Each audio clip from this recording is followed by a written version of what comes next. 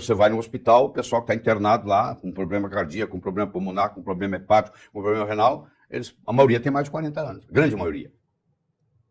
Mais de 50 até. Então isso aí mostra para você o que está acontecendo.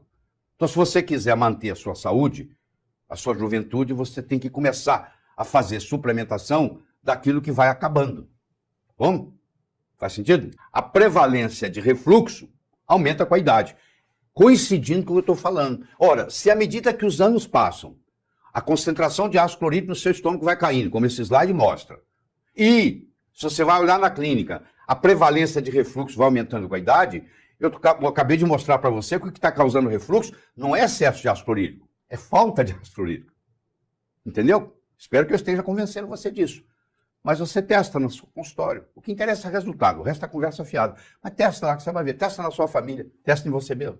Tá? Olha lá, aos 40 anos de idade, a gastrite atrófica sintomática se manifesta. Ela é sintomática, mas você não tem mais o poder de digestão que você tinha.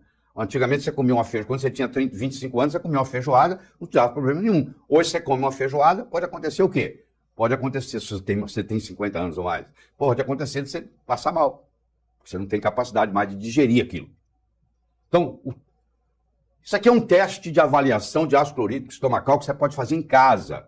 É uma coisa extremamente simples. Então vamos entender. Vamos entender a bioquímica por trás disso. Você vai tomar em jejum meia colher de café, não é de sobremesa não, é de café. É a menor delas.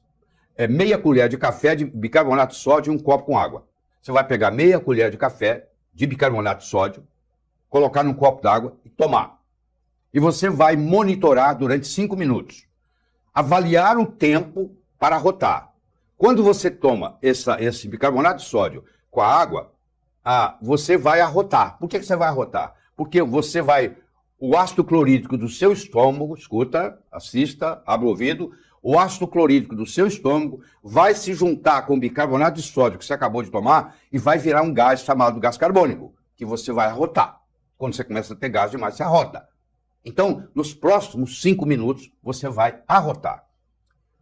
Se você tiver um ácido clorídrico normal no seu sangue, depois que você ingeriu um copo d'água com meia colher de café de bicarbonato, você vai arrotar nos primeiros 3 minutos. Em torno de 3 minutos, você arrota. O ácido clorídrico aumentado arrota em menos de 2 minutos. Isso é muito raro de acontecer. É na síndrome de Zolling-Ellison, que eu vou discutir com você daqui a pouco. E passou de 5 minutos, não teve arroto, que é o que vai acontecer na grande maioria, significa que, no seu caso, a sua concentração de ácido clorídrico no estômago está baixa, predispondo você a várias doenças, ao refluxo esofágico, a digestão dos alimentos, inclusive a desenvolvimento do Helicobacter pylori. Porque o Helicobacter pylori é uma bactéria que é uma das causas, a principal causa de úlcera do estômago e úlcera do duodeno. Mas o H. pylori viver no seu estômago, o pH do seu estômago tem que estar desregulado, porque se o pH do seu estômago estiver perfeito, menos de 2, que é o perfeito, o H. pylori não sobrevive lá. Ele não sobrevive nesse pH tão baixo. É ácido demais para ele. Mas se você começa a ter deficiência da produção de ácido clorídrico, o pH do seu estômago começa a subir e aí predispõe você a ter o Helicobacter pylori e outros problemas. Estou citando esse aqui como exemplo.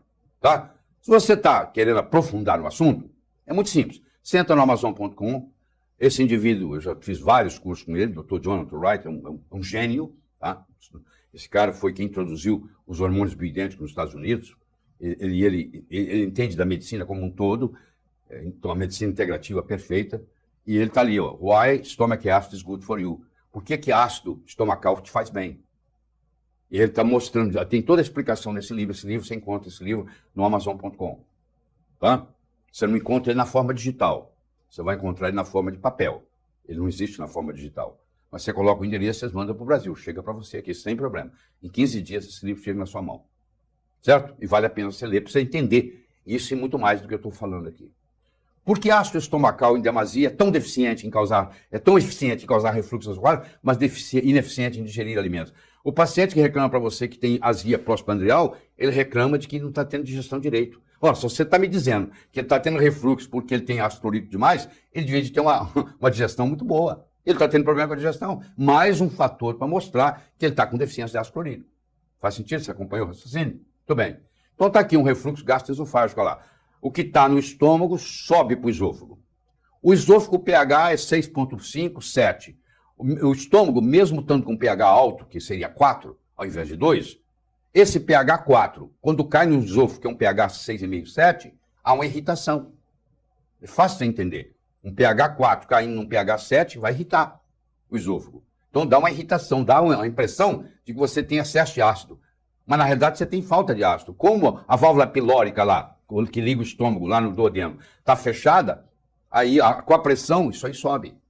Tá? E aí sobe e vai para o esôfago. Então, azia pós-prandial significa deficiência de produção de ácido clorídrico. E não excesso de ácido clorídrico. Por que eu estou batendo tanto nessa tecla? Porque é o erro mais comum que você vai encontrar na medicina brasileira. É o médico achando que se ele der o omeprazol vai resolver o problema. Não. Cria um outro problema muito sério. Tá? A ponto de esse esôfago agora cheio de refluxo, chega um momento que ele começa a se deteriorar. Isso é conhecido como esôfago de Barré. É uma lesão pré-cancerígena. O esôfago de Barré, que está mostrando aí na endoscopia, e essa mancha vermelha que está aí, você vai naquele buraco lá, entrada do estômago. Se você não tratar o esôfago de Barré e deixar isso aí, eventualmente vai formar um câncer de esôfago.